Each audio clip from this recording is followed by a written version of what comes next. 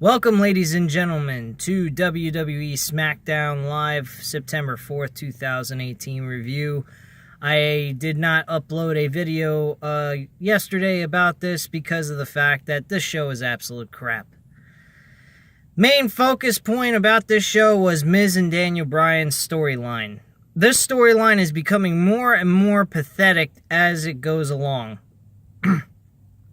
First off, the acting is over the top, ridiculous, and retarded. You also have on top of that freaking Miz going ahead, being in one place, being in another place, and being in another place. First, the Miz is there before the show started, then Miz isn't there at all during the show when it starts. He's at a fucking place about ready to have some Italian food with his wife on a date. Then later on, about less than an hour later, we see the Miz's wife backstage. Why are they backstage? Who the fuck knows? Maybe the food at the Italian place they went to gave them food poisoning. Who the fuck knows and who really cares? The whole thing was pathetic. You had the Miz and R-Truth go at it as the main event. Now, I heard that Miz did lose to R-Truth. That's actually kind of a cool thing. What's-his-face, Daniel Bryan interfered in that match and caused the Miz to lose to R-Truth. Am I happy about that? In a sense, yes, because it gives R-Truth, it gives Ty Dillinger, and now Carmella a role that might actually work. Seems a little strange the way they got them together, but at the end of the day, I think it might work. What else? Daniel Bryan had another match with fucking Andre Cien in a one-on-one match. This time around, beating him with the flying knee and getting the 1-2-3. Why this fucking happened again is beyond me. Why don't they savor this matchup? It's a match that's never happened before. It's something that will give the crowd something to invest in with a good storyline behind it. Nothing is going on properly with this fucking company. It is absolute garbage. Then, we also had the tag team match for Triple Threat to determine who's going to face the Bar next week for a number one contendership against the New Day for the tag team titles. What did we get? Instead of Sanity, Sanity loses with Eric Young losing to Rusev, and Rusev Day with Aiden English are going on to challenge the Bar for number one contendership for the tag team titles. What a joke. Who cares? Trying to think of this shit. Becky Lynch and Charlotte probably was the best thing off of this entire show, and I can explain why. The reason why for that is because it's real simple. They finally gave an explanation to why you should believe that Becky Lynch is now a heel. The reason for that is she felt she was screwed out of it. Charlotte went ahead and went on to say, well, then you know what? All you had to do is hug, embrace, congratulate me with this matchup, and ask for a rematch, and I'd have given it to you in a heartbeat. We didn't have to throw our friendship away over a championship. It could have been friendly competition. Becky Lynch said, what are you? I'm supposed to bow down to you? And her attitude was, well, here's real simple. Before, when you and I were friends, I didn't look at you as second best. Now that we're just competition, you are second best to me, and I'm going to beat you and walk out still the women's champion.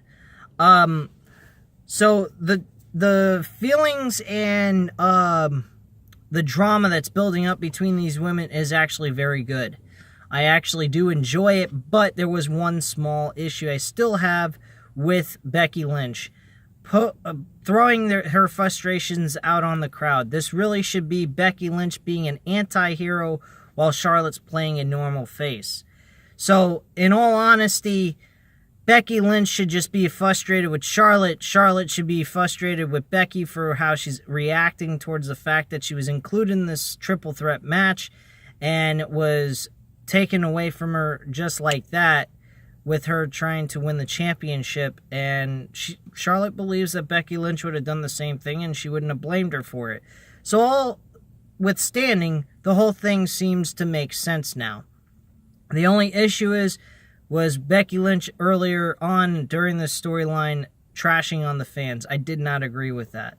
That's the only issue I really have with this whole storyline. So what else happened? Naomi had a matchup. Again, she wins this time because of Asuka. Why is Asuka coming to save Naomi? What does Asuka have anything to do with Billie Kay and Peyton Royce? Nothing. They're an absolute joke, these Australian broads, and I just don't really fucking care about them. What else that I could say about this show? The show is just absolute trash. Nothing made logical sense. Everything was insane. The only thing that worked well was the Charlotte and Becky Lynch show segment. Everything else was garbage. The whole fucking thing was garbage. And I'm really depressed on how WWE has built these storylines up, turned them into something that could be a gold mine, and turn them into shit later on. Nothing that's going on with this company is making any sense, and I'm just downright fucking fed up of it. And that's really all I can say. I've actually looked at other people's aspects and perspective on this, on the WWE's direction on what they do with storylines, and they sound pretty much all the same. They don't like it. And this is just a joke. I really am fed up of this company. I keep uploading these videos because of the fact I, want to make reason to have something uploaded on this channel, give you guys reviews, content, and my personal opinion. But personally, my opinion about this show is downright, this is trash. It ain't worth my time, but I'm going to keep on doing it anyway for the sake of being able to give you guys some kind of content to view off of this channel, to stay subscribed to this channel. Anyway, guys, I hope you enjoyed this video. I know it wasn't that long of a normal review that I normally do. I'm doing this at my job. It's being pre-recorded. I'm going to upload it later on tonight. So you guys should see it around 7 o'clock-ish before NXT show starts. And definitely, we more than likely will get a better show on NXT than we will with Raw or SmackDown. So, oh yeah, and by the way, I forgot to mention, Randy Orton and Jeff Hardy was another good segment based on the fact of how Randy Orton built their story up. It's a real simple story. Randy Orton playing the old villain that he used to play, and he wants to put an end to Jeff Hardy, which probably will lead to Jeff Hardy becoming broken Jeff Hardy, which I think would probably work out and eventually bring Matt Hardy into the picture where they could have the tag team Broken Hardys on SmackDown and have somewhat of a good tag team division on SmackDown itself.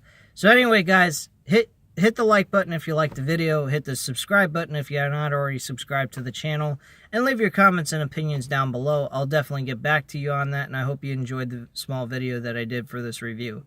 Thank you very much, guys, and I hope you have a wonderful day.